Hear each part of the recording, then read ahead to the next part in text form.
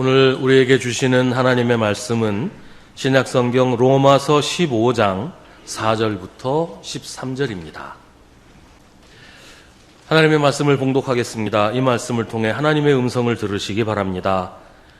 무엇이든지 전에 기록한 것은 우리에게 교훈을 주려고 한 것이며 성경이 주는 인내와 위로로서 우리로 하여금 소망을 가지게 하려고 한 것입니다. 인내심과 위로를 주시는 하나님께서 여러분이 그리스도 예수를 본받아 같은 생각을 품게 하시고 한 마음과 한 입으로 하나님 곧 우리 주 예수 그리스도의 아버지께 영광을 돌리게 해주시기를 빕니다. 그러므로 그리스도께서 하나님의 영광을 드러내시려고 여러분을 받아들이신 것과 같이 여러분도 서로 받아들이십시오. 내가 말하는 것은 이러합니다. 그리스도께서는 하나님의 진실하심을 드러내시려고 할례를 받은 사람의 종이 되셨으니 그것은 하나님께서 조상에게 주신 약속들을 확증하시고 이방 사람들도 긍휼히 여기심을 받아서 하나님께 영광을 돌리게 하시려고 한 것입니다. 기록된 바 그러므로 내가 이방 사람들 가운데서 주님께 찬양을 드리며 주님의 이름을 찬미합니다 한 것과 같습니다. 또 이방 사람들아 주님의 백성과 함께 즐거워하여라 하였으며 또 모든 이방 사람들은 주님을 찬양하여라 모든 백성들아 주님을 찬양하여라 하였습니다. 그리고 이사야가 말하기를 이새의 뿌리에서 싹이 나서 이방 사람을 다스릴 이가 일어날 것이니 이방 사람은 그에게 소망을 둘 것이다 하였습니다.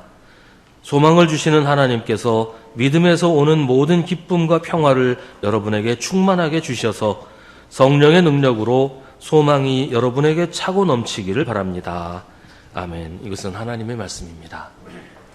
대림절은 하나님의 아들 예수 그리스도의 강림을 기다리는 절기입니다. 그리스도의 강림은 세 가지 방향에서 이루어집니다. 하나는 하나님의 아들이 육신을 입고 세상에 오신 것입니다. 아기 예수의 탄생을 말하는 것이죠. 또 하나는 하나님의 아들이 온 세상의 왕으로 다시 오시는 것입니다. 예수 그리스도의 재림입니다. 나머지 하나는 하나님의 아들 예수 그리스도께서 오늘 우리에게 임재하시는 것입니다. 그리스도가 우리 가운데 임하셔서 우리가 하나님의 자녀가 되게 하시고 우리를 세상에서 구원하시는 것입니다. 대림절은 주님께서 우리에게 오시는 세 가지 방향을 함께 기다리는 것입니다. 그래서 대림절은 과거와 미래와 현재가 함께 만나는 신비입니다.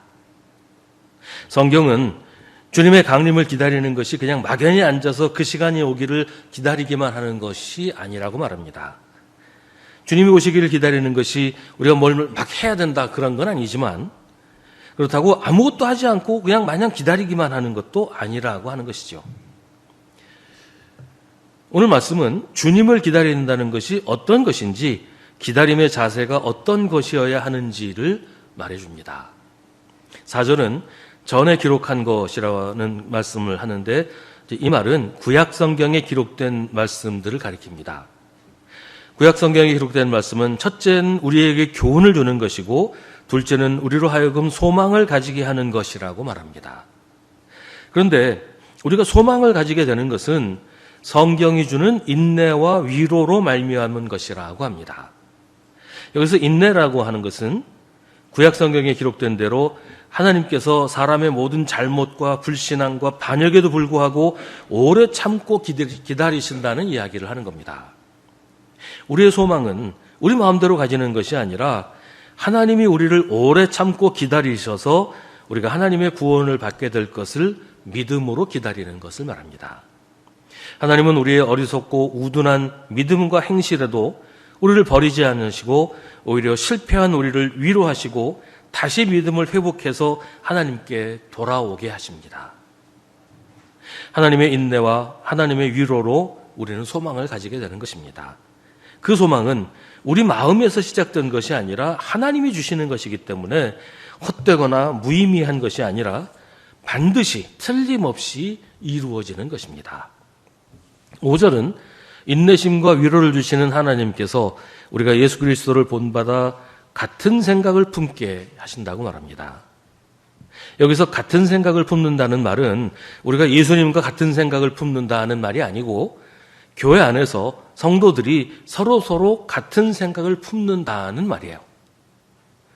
예수님이 하나님과 같은 생각을 품으셨던 것처럼, 예수님이 하나님과 하나이셨던 것처럼 교회가, 성도들이 같은 생각을 하고 같은 꿈을 꾸고 하나가 되게 하시려고 우리에게 인내심과 위로를 주신다는 것입니다. 하나님께서 우리가 같은 생각을 하게 하시는 이유는 우리가 한 마음과 한 입으로 하나님 곧 우리 주 예수 그리스도의 아버지께 영광을 돌리도록 하시려는 것입니다. 이 말을 풀어서 이해하면 우리가 하나님께 영광을 돌려야 한다는 것이고, 우리가 하나님께 영광을 돌리는 방법은 우리가 한 마음과 한 입이 되는 것이다 라는 말이에요. 교회가 하나 되지 못하고 서로 다른 마음으로 다른 말을 하면 그건 하나님께 영광이 되지 못한다, 하나님께 영광을 돌릴 수 없다는 말이죠. 교회에는 정말 다양한 사람들이 있습니다. 학벌도 그렇고 재산도 그렇고 사회적인 지위도 그렇고 다 제각각인 사람들이 모여 있잖아요. 초대교회도 그랬어요. 교회 안에 부자가 있는가 하면 가난한 사람들도 있었고, 노예가 있는가 하면 그 노예의 주인도 같은 교회에 있었어요. 남자와 여자가 함께 있었고 노인도 있고 어린이도 있었습니다. 이렇게 다양한 사람들이 제각기 자기 말로 하나님을 찬양하게 될 텐데, 서로 한 마음과 한 입이 되지 않으면 다양한 소리로 하나님을 찬양하는 것이 아니라 각기 다른 하나님을 찬양하게 될 수도 있단 말이에요. 예수 믿는 사람들이 모여서 이야기하는 그런 자리에 자주 갈 때가 있는데, 심지어 이제 목사님들이 모여서 이야기하는 그 자리에서도 한참 이야기를 하다 보면, 야, 내가 믿는 하나님하고 저분이 믿는 하나님하고 같은 하나님인가? 이런 생각이 들게 되는 경우들이 자주 있어요. 교회가, 그리고 교회 안에 성도들이 한 마음과 한 입이 되지 못하면 하나님께 영광을 돌릴 수가 없습니다. 왜냐하면 서로 다른 하나님, 각기 다른 하나님을 믿으면서 하나님께 영광을 돌릴 수가 없기 때문이에요. 이게 모두가 똑같아야 된다는 말이 아닙니다. 모두가 똑같은 생각을 하고 똑같은 행동을 하고 똑같은 말을 해야 된다, 그런 얘기가 아니에요. 설교를 들으면서 전 교인이 동시에 아멘을 외친다고 해서 교인들이 한 마음과 한 입이 되었다고 말할 수 없어요.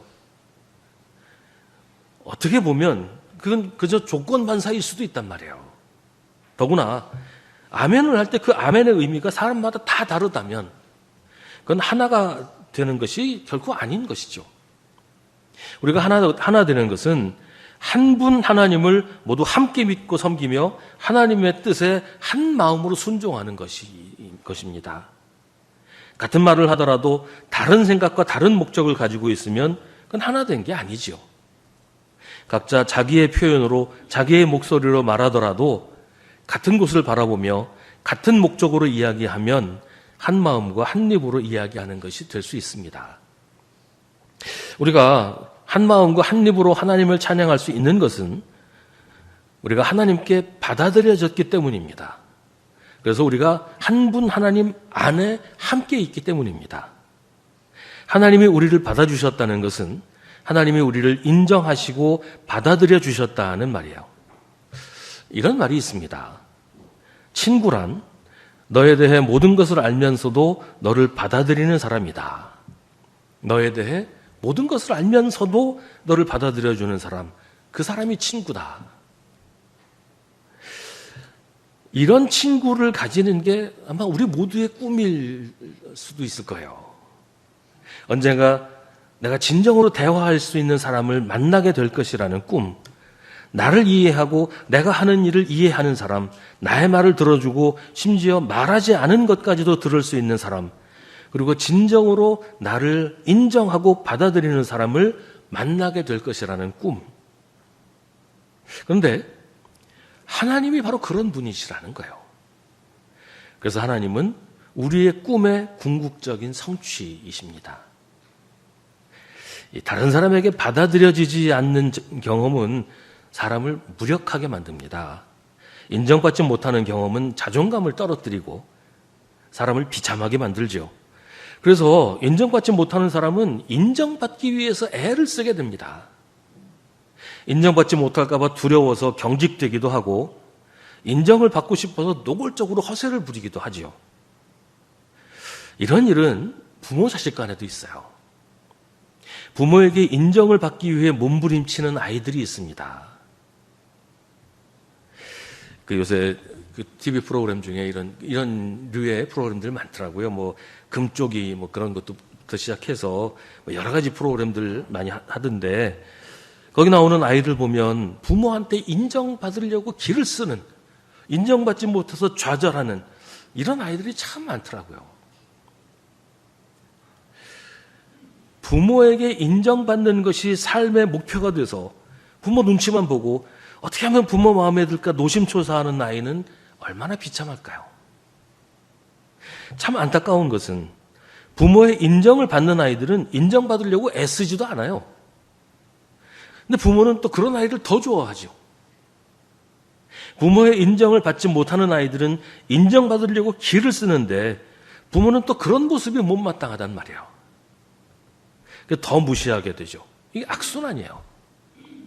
오래전에 라디오 상담 프로그램에서 대화하는 이야기를 들은 기억이 납니다. 두 아이의 엄마가 상담사하고 이제 전화로 서로 상담을 하는 이야기, 그런 내용이었는데요. 그 엄마 얘기예요. 큰 아이가 하는 일은 뭘 해도 마음에 안 들고 하는 일마다 못마땅하다는 거예요. 근데 둘째는 하는 일마다 마음에 들고 뭘 해도 이쁘다 하는 거예요. 그 상담사는 그 엄마한테 큰아이한테 칭찬을 좀 많이 해줘 봐라, 이렇게 조언을 했어요. 근데 엄마가 하는 말이 뭐 칭찬할 게 있어야 칭찬을 하죠. 그렇게 대답을 하는 겁니다. 그 상담사의 진단은 둘째는 잘해서 이쁜 게 아니라 이쁘니까 하는 것보다 다 잘해 보이는 거고, 첫째는 미워하기 때문에 뭘 해도 마음에 안 드는 거 아니냐, 그런 얘기를 하는 것 들은 기억이 납니다.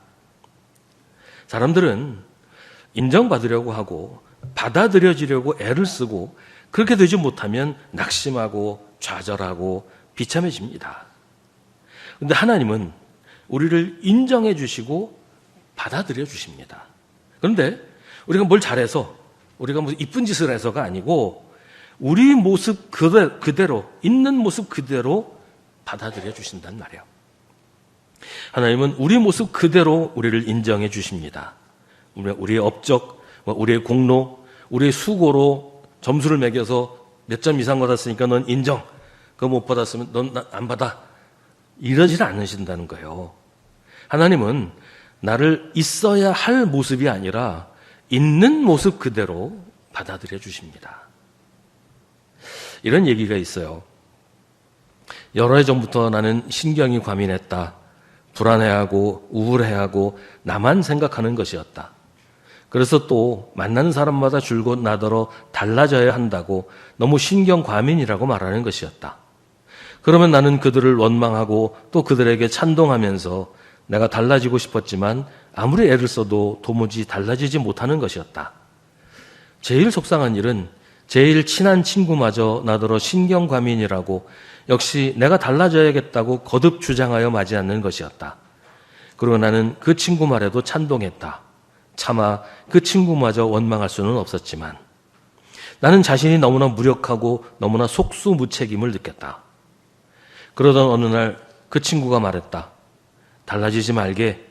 지금 그대로 있어.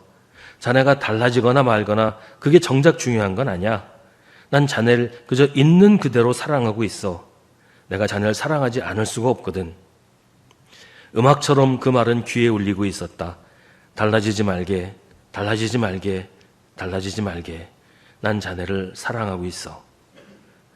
그리고 나는 긴장이 풀렸다. 그리고 나는 활발해졌다. 그리고 나는 이 얼마나 희한하고 신기한 일인가. 나는 달라졌다. 이제 나는 알고 있다. 내가 달라지거나 말거나 나를 사랑하겠다는 누군가를 발견하기 전에는 내가 정작 달라질 수 없었음을. 하나님이 우리를 그렇게 사랑하신단 말이죠. 우리를 있는 그대로 우리 자신으로 믿어주시고 받아들여 주시고 사랑하십니다. 하나님이 나를 받아들이시는 것과 내가 그 사실을 믿는 것은 또 다른 문제예요. 하나님은 있는 그대로의 나를 받아주셨는데 나는 그 사실을 잘 믿지를 못해요.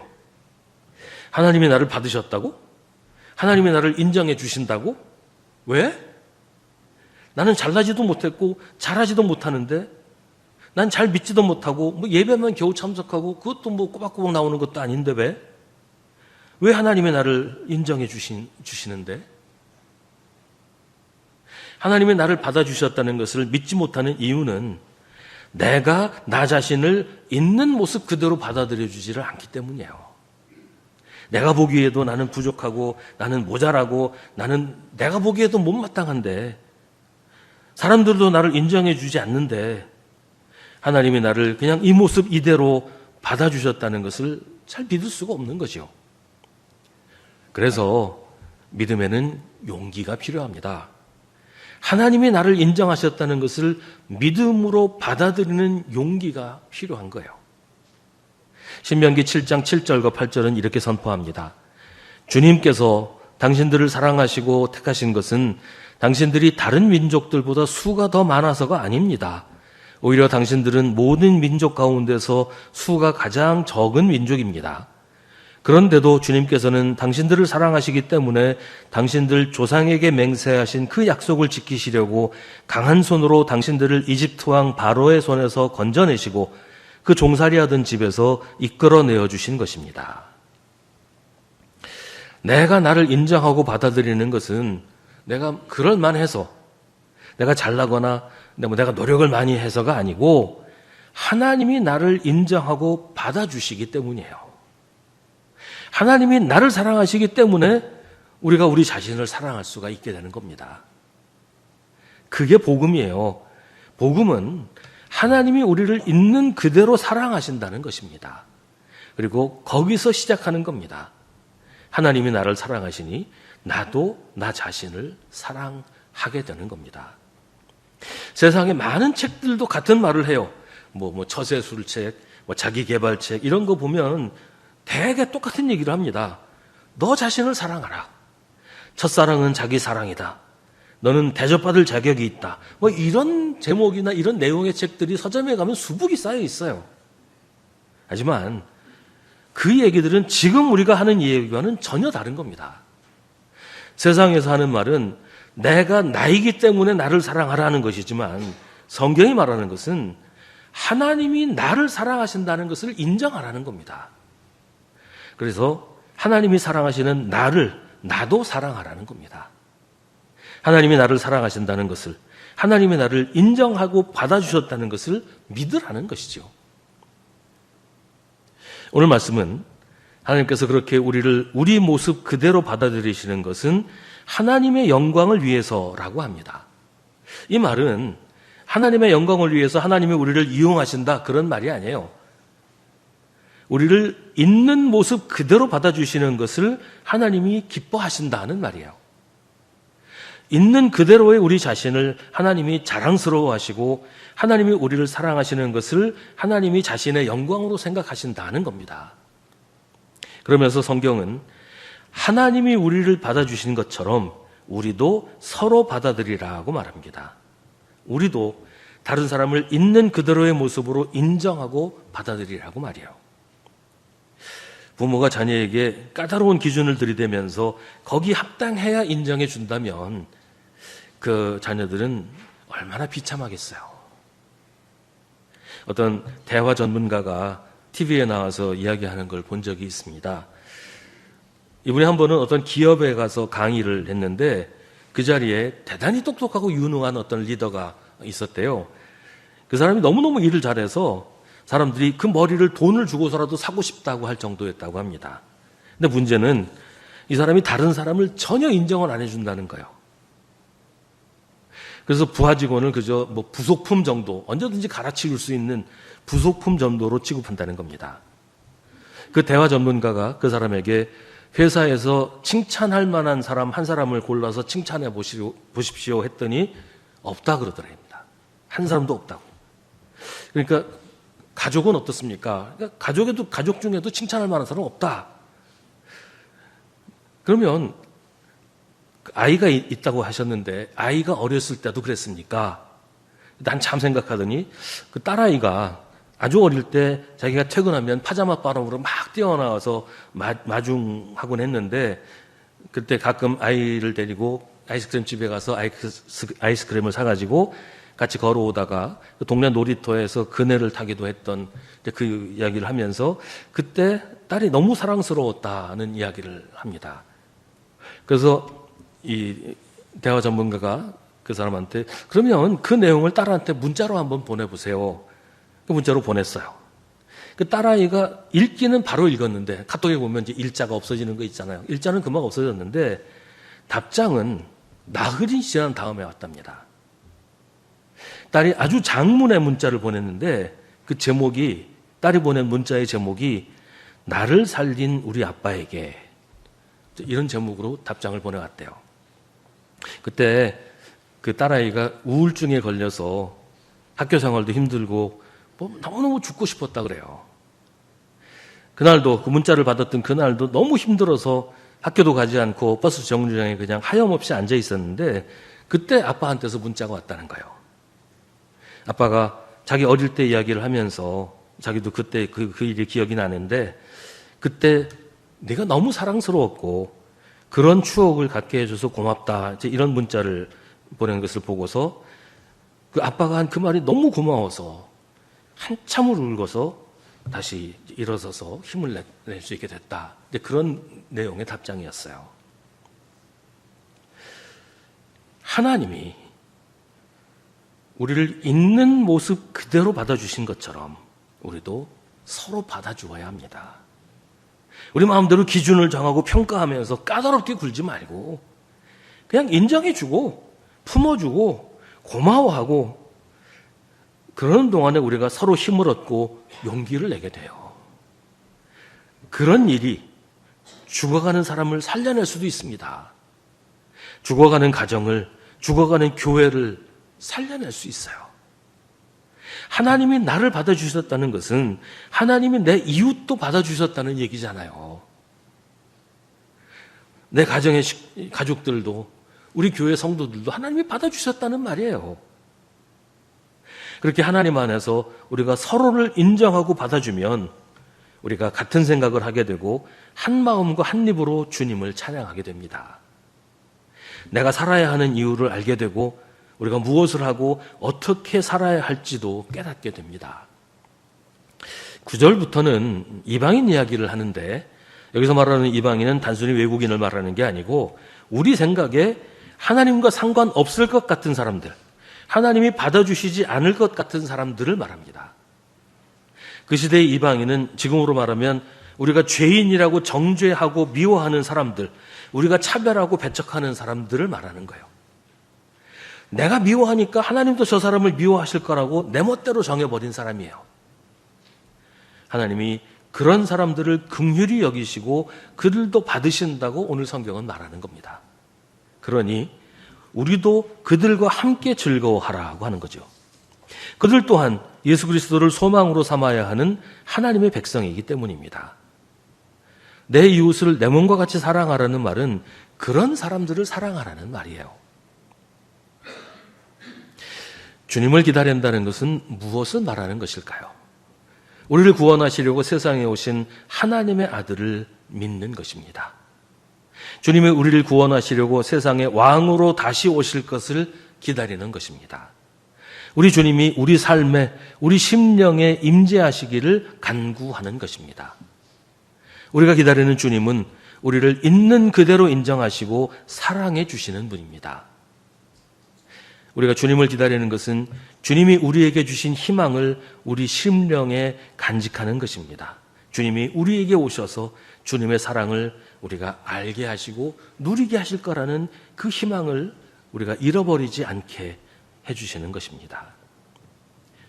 눈치 보며 주눅들어 살아야 하는 세상에서 여전히 불안하고 두려운 우리에게 우리의 모든 부족하고 부끄러운 모습에도 불구하고 우리를 있는 그대로 인정해 주시고 받아들여 주신 바로 그 주님이 지금 우리에게 오고 계십니다. 우리가 꿈꾸며 기다리는 세상이 현실이 되는 날이 조금씩 더 가까워지고 있습니다. 주님을 기다릴 때 하나님께서 우리를 모든 기쁨과 평화로 가득하게 해주실 것입니다. 우리의 기다림은 우리를 무조건 사랑하시는 주님이 그 사랑으로 우리에게 오심을 기다리는 것입니다. 기도하겠습니다. 주님을 기다리는 사람들에게 오시는 주님, 우리가 주님을 기다립니다. 주님의 사랑과 주님의 자비를 기다립니다. 우리를 사랑하셔서 생명을 주신 주님이 우리 삶에 임재하시고 우리를 구원하시기를 기다립니다. 주님, 우리가 주님의 사랑을, 주님이 우리를 사랑하심을 알게 하여 주옵소서. 우리가 그 사랑 안에서 살게 하여 주옵소서. 주님의 약속이 틀림이 없고 주님의 사랑이 변함이 없으심을 잊지 말게 하여 주옵소서. 그 사랑으로 우리가 서로 사랑하며 살아서 세상이 주님의 사랑으로 가득 차게 하여 주옵소서. 예수님의 이름으로 기도하옵나이다. 아멘. 주 예수 그리스도의 은혜와 하나님의 사랑과 성령의 사귐이 주님 앞에 나와 예배하는 사랑하는 성도들과 주님의 이름으로 모이는 우리 수송교회와 이 땅의 모든 주님의 백성들과 늘 함께 하시기를 간절히 축원하옵나이다. 아멘.